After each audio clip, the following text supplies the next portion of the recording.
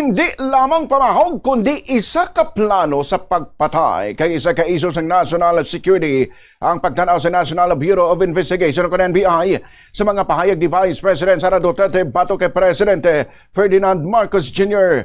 Ini ang ginpahayag ni NBI Director Melvin Matibag sa pagpungko bilang testigo sa prosekusyon sa ikawalong adlaw sa impeachment trial ni Vice President Sara Duterte. Sunog kay Matibag, wala nagtapos ang investigasyon sa NBI sa mga kasong grave threats kag inciting to citizen nga yara na sa Department of Justice.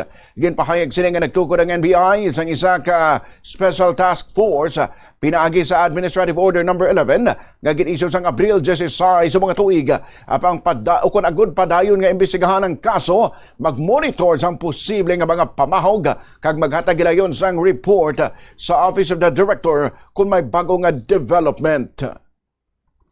Ang akin na po nabanggit ang malinaw na banta at planong pagpatay po sa ating Pangulo na para sa amin po sa law enforcement, ito ay nag-transcend na sa banta po sa ating national security. Sapagkat anuman pong banta sa ating Pangulo ay banta sa seguridad ng ating bansa. Sapagkat ito ay magdudulot ng kaguluhan, ng ligalig at destabilisasyon po sa ating pong gobyerno at sa ating pong bansa. Nabanggit mo na ang banta sa buhay ng Pangulo ay banta na rin sa national security. Ano pa, Mr. Witness, kung mayroon man ang nagtulak sa'yo upang buuin ang Special Task Force na ito? May mga pangyayari po na atin pong nasaksihan na nagpatunay na ang banta ay seryoso. Katunayan po, ang aming investigasyon ngayon ay tumawid na sa hindi banta kundi isang plano talaga na patayin po ang ating Pangulo ng Pilipinas. Sapagkat doon po sa ating mga inobserbahan na tinatawag nating open source intel, manilaw po roon ng ating Vice Presidente sinabi mismo na siya ay kumausap na ng papatay at pumayag yung papatay na yan sa ating Pangulo ng Pilipinas. Sunod pa sa NBI Director, isa sa mga rason sa pagtukod sa task force, amo ang mga pampubliko nga pahayag ni Vice President Duterte kag ang mga ginhambal sa isa ka Rage Coalition rally sa Abril 12 kung sa din ginpahayag ni Davao City Mayor Sebastian Duterte ngang ila kinahanglan na mo lamang ang ulo ni Bongbong Marcos. Nag-object ang defense sa bahin sang testimonya may kang tanan sa Special Task Force bangod wala ininalakip suno sa ila sa Articles of Impeachment. Apang ginpahanugutan sa Senate Impeachment Court nga magpadayon sa testimonya si Matibag. Yaring kabayin sa video nga ginplay kagang relevant sinisuno kay Matibag kag sa prosekusyon. Tama na yan. That's okay. Isang ulo lang naman ang kailangan namin. Ang ulo ni Bongbong Marcos! Mr. Witness, napanood mo ang video.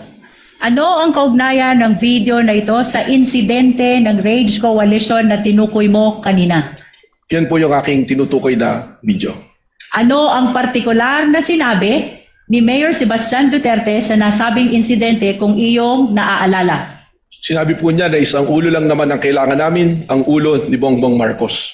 Mr. Witness, ano ang kahalagahan ng insidenteng ito sa Rage Coalition sa investigasyon na ginagawa ng Special Task Force kaugnay ng banta ng Vice Presidente sa buhay ng Presidente? Objection, Your Honor. Up to now, the prosecution has not established the relevance of these incidents to the matter at hand, Your Honor. Your Honor, I'm We're in the objecting on the basis process. of irrelevance, Your Honor. I'm in the process of establishing the relevance already, Your Honor. Counsel, kindly do so as best you can with the shortest possible time.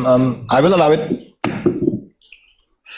Yung pong video na yan ay amin pong naikumpara sa mga naging pahayag ng ating Vice Presidente na kung saan meron din po kaming bidyong binalikan na ang ating Vice Presidente ay nagre-refer din po sa pagtanggal ng ulo ng ating pong Presidente. Kung kaya't nakita namin po ang pagkakahambing ng statement po ng ating pong Mayor at ng Vice President Sara Duterte. Ang kabahin sang testimonya kahapon nga adlaw ni NBI Director Melvin Matibag sa nagapadayon nga impeachment trial bago kay Vice President Sara Duterte.